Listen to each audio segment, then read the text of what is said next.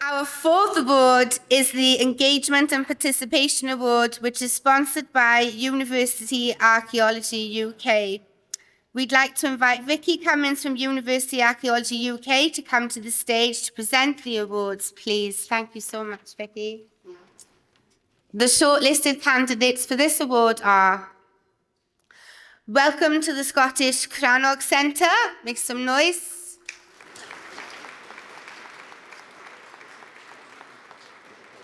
Dig the Castle.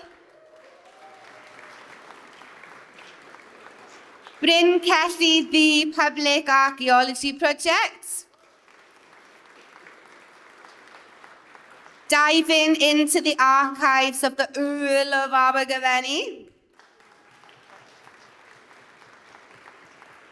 Digging the Earlstoke. Sorry, digging for Earlstoke. Digging for Earlstoke. Give them another clap just to make sure they know I got it right. The Pendinas Hill Fort Community Archaeology Project. Hey! Thank you so much. Cassie, the Public Archaeology Project, which is a cross-disciplinary outdoor arts and heritage project offering an opportunity to respond to Bryn Celli on Ynys Môn in northwest Wales through archaeological excavation, folklore and performance, and exploring the site's histories, archaeology and ritual using a contemporary lens. So the project is a partnership, and without our partners, the success of the project wouldn't have been as it is. And partners this year included CADU, Think Creatively, Manchester Metropolitan University, and then the main funders were the Arts Council of Wales and CADU. But along with that, we also work with a range of local partners and organisations, galleries and museums, including Gallery Caernarfon, Oriel Môn, Geo Môn, Anglesey Druid Order, and the Llanfechell History Society. And one of the main benefits was that archaeologists could become artists, and artists could become archaeologists, sharing skills and ways of working across different disciplines. CADU has built trust with the Anglesey Druid Order, who are modern custodians of the site, and by building this trust, respectfully linking with communities who already have relationships with the monument, and then listening and responding to the needs and expectations of these people. We've built a really strong, respectful community who are now personally invested. We recruit on heart, kindness, potential. I think when folks come to see us, that they feel part of it themselves, because there's people like them there doing the stuff, inspired clearly by the heritage, but it's linked to a broader thing about being a human being. That sense of being a human being and being proud to be a human being. Quite often we're not in a position to be proud of everything that's going on in the world, but if you can create space and place where you feel proud to be a human being, that's no bad thing, I don't think.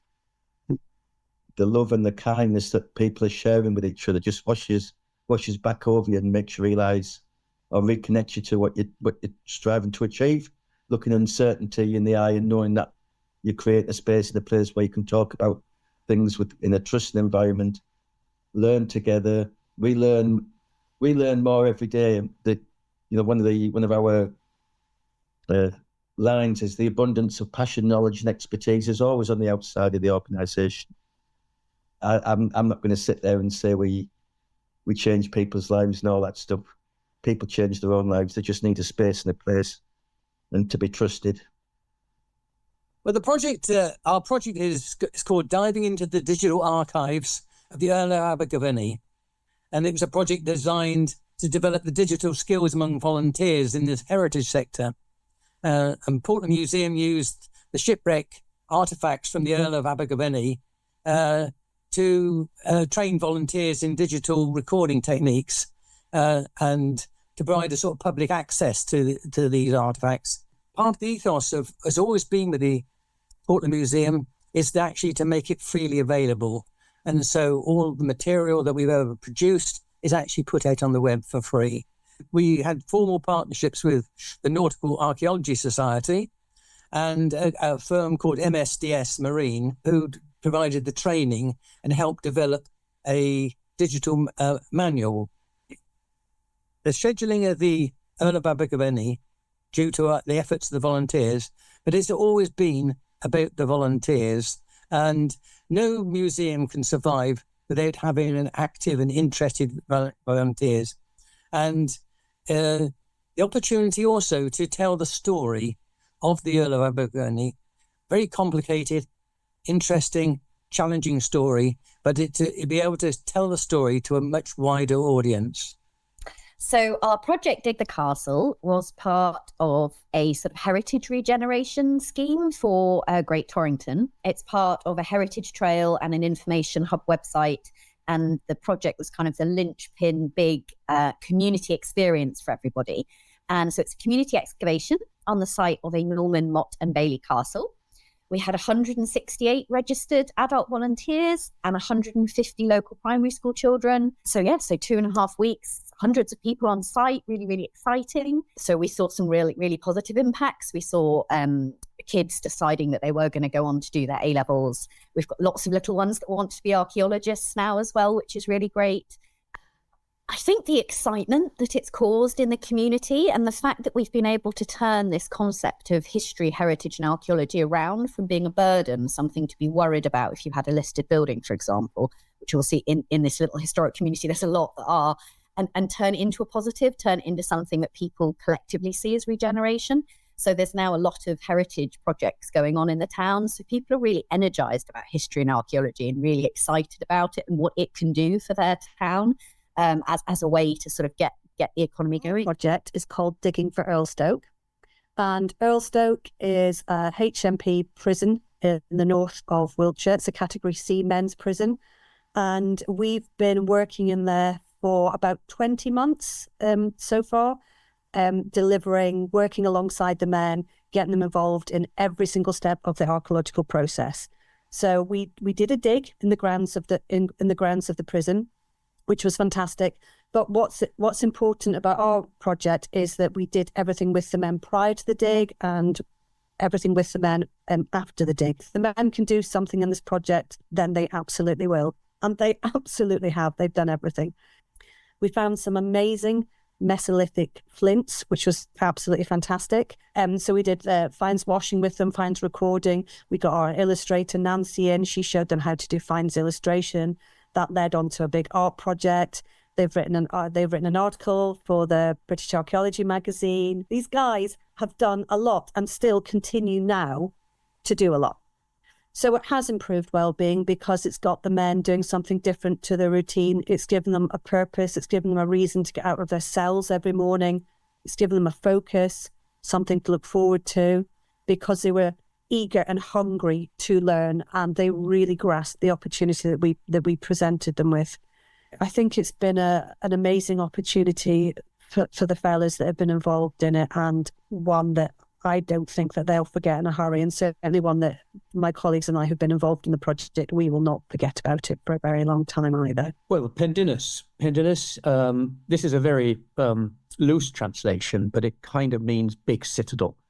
It's a massive hill fort. It's one of the biggest in Wales, and it looms up between Aberystwyth and the next community along south, which is Penparcau.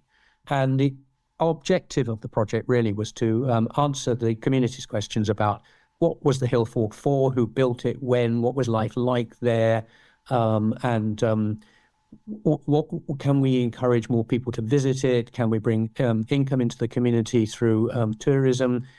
Can we make it more accessible to everybody? So that was the basis of the project, and it consisted effectively of 2 seasons of excavation, and in between 18 months of work with the local community, work with schools, work with lectures, art projects, constant, non-stop for 18 months. We had an audit done as a result of the project that showed that many of the people who'd taken part were suffering from health issues. And wonderfully, the audit showed that those people had gained substantially in terms of their happiness and contentment with life. And when they were asked why, we were told that, first of all, it was the companionship, it was the working out in the open air, but most important of all, it was learning new skills, and it was the feeling of contributing, making a worthwhile contribution to a worthwhile project.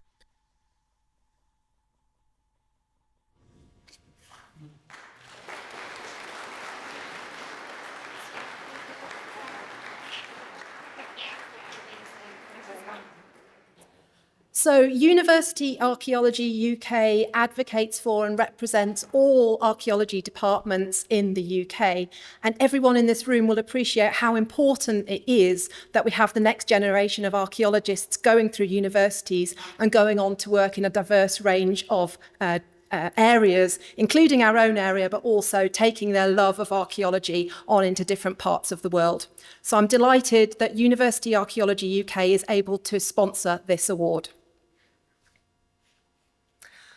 So the highly commended for the engagement and participation is the Pendinas Hillford Community Archaeology Project and diving into the digital archives of the Earl of Abergavenny.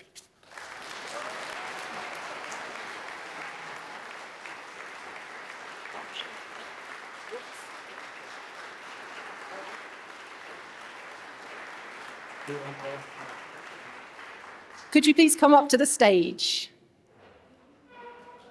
Wow!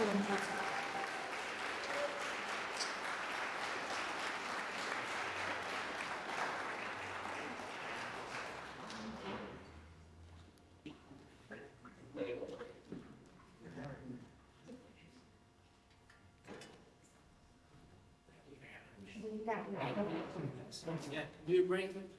Where are the two sets? And who's the Vicky, could you stand in the middle? Yes. Everyone whispers when they go on the stage. It's like a secret place. If you come, and everyone's gone to the back as well. Yeah, thank you. Yes. Yeah. I know. Excellent. It's not as easy as it looks. It's not. Where is it? Oh, certificate. Where is it? Or can you have the other certificate you're hiding it? No one will know. Let's begin. 1, 2. Am I in the picture? Sorry. No, that's cool. I'm on one. Thank you. Brilliant. Wow, I have to come over and have some more times to make you do here. Are you all okay? Yes. Yes, so this is fantastic, isn't it? Is there anything that you would like to share? I mean, just from the pictures, there was so much information in those pictures. My whole back was the end right. And routine myself on those facial actions. But thank you so much. Is there anything that you would like to say? I'm going to pick on you. Well, I want to divide this into 1,000 fractions because literally this is a project that's involved so many people, but particularly the people who have archived themselves, the community. They're so proud of their monument. Everybody has a monument that they should be proud of. Absolutely, yeah. And it's absolutely, yes, make some noise. I'd just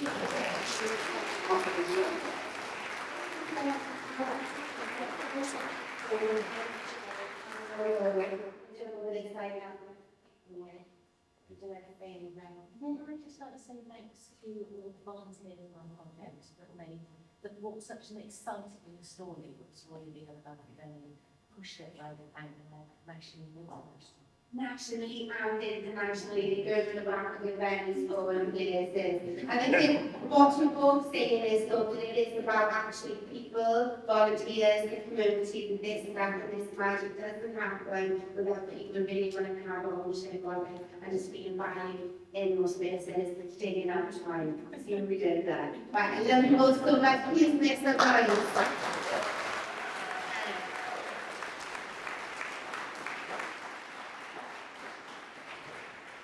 Okay, so if I am correct in how I'm reading this is good. I'm doing okay now. I'm redeeming myself. I'm at least a 6 out of 10, I'm hoping. I'm delighted to announce the winner of the Engagement and Participation Awards.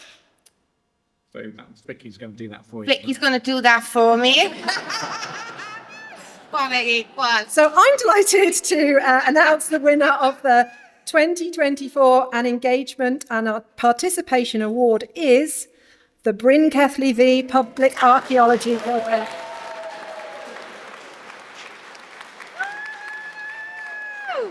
Oh my gosh!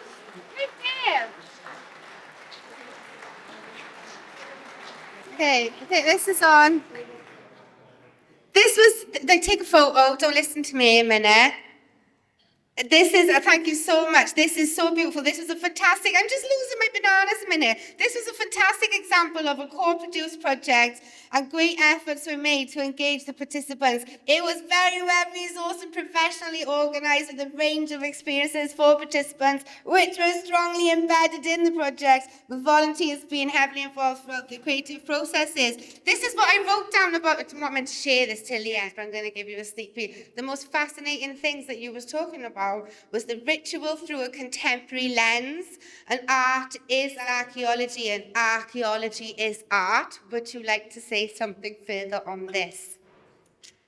Well, I think, art, for me, if you can get people in through art, because people understand art better than archaeology. Wow. Once you get them in for the art part, stick some archaeology in, they're yours. They've found, they go like, this is the same thing, absolutely, yeah. We've been having talks over dinners going, I might be an archaeologist, like it's all going on. I love it, but the ritual through a contemporary lens is just probably one of my favourite lines I found this week. Sorry, everybody else.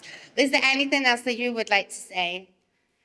Just thanks to all the groups that participated, the historians, the volunteers, and just all the partners and everything. It's such a magical landscape, and seeing young people really connect and engage with Bryn Celli Ddu through the arts has been a really special experience for the past 10 years. So what is next? Is there next? That's a secret. Ah, this is ritual through a contemporary lens. I cannot wait for it. Can we make some noise? Diolch yn fawr.